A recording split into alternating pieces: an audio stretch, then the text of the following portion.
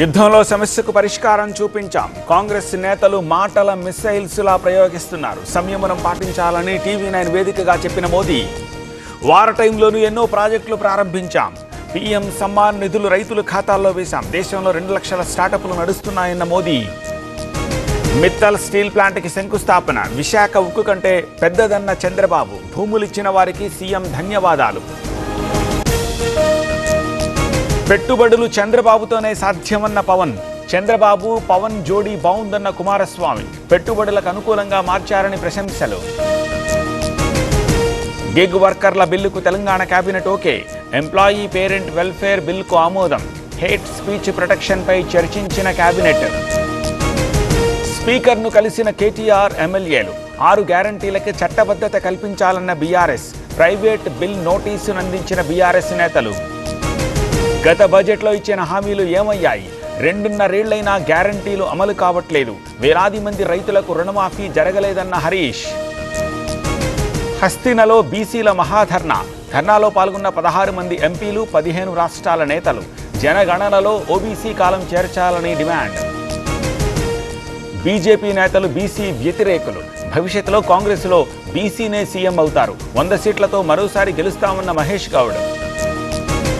యానాంలో ముగిసిన నామినేషన్లు. NR Congress party అభ్యర్థిగా మల్లాడి. రంగస్వామి మళ్లీ పుదుచ్చేరి సీఎం అవుతారని కమెంట్. ఆస్తుల పంచాయతీలో వైసీపీ నేతలు ఎందుకు మాట్లాడుతున్నారు? జగన్కి దమ్ము లేదా అంటోన్న షర్మిల. జగన్ దమ్ము కాంగ్రెస్ హైకమాండ్కి బాగా తెలుసన్న కళ్యాణి.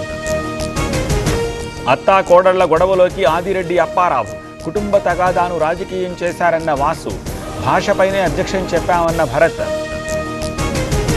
విజయవాడలో టెర్రరిస్ట్ అనుకూల పోస్టులు. 3 యువకులను అదుపులోకి తీసుకున్న అధికారులు. సోషల్ మీడియా పోస్టులపై విచారణ. బెల్లంపల్లిలో గంజాయిపై ఫోకస్. పట్టణంలో పోలీసుల ఆకస్మిక తనిఖీలు.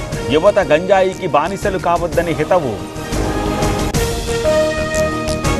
మొయినాబాద్ డ్రగ్స్ కేసులో 3 కస్టడీ. రోహిత్ రెడ్డి, రితేష్ రెడ్డి, నమిత్ శర్మకు కస్టడీ. 3 రోజుల పాటు కస్టడీకి అనుమతించిన కోర్టు. క్యూనెట్ కేసులో కీలక వ్యక్తులను అరెస్ట్ చేశాం.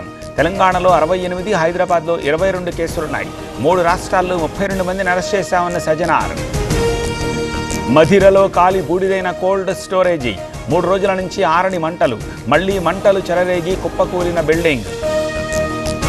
వచ్చే 5 రోజులు ఏపీలో పలుచోట్ల వర్షాలు. తూర్పుగోదావరి జిల్లా గోకవరంలో భారీ వర్షం. తెలంగాణలోని మహబూబాబాద్లో భారీ వర్షం. తమిళనాడు ఎన్డీఏ కూటమిలో సీట్ల సర్దుబాటు. బీజేపీకి 27, అంబుమణి పీఎంకేకి 18, దినకరన్ పార్టీకి 11. 23 రోజుల యుద్ధంలో సమస్యకు పరిష్కారం చూపించాం. రిమోట్ కంట్రోల్తో కాంగ్రెస్ పాలన నడిచింది. ఆయిల్ బాండ్లతో పెద్ద తప్పు చేసిందన్న మోదీ. యుద్ధంపై లోక్సభలో మోదీ ప్రకటన. భారత్పై మాంద్యం ప్రభావం లేకుండా చూస్తున్నాం. ఎలాంటి సంక్షోభాన్నైనా ఎదుర్కొంటామన్న మోదీ.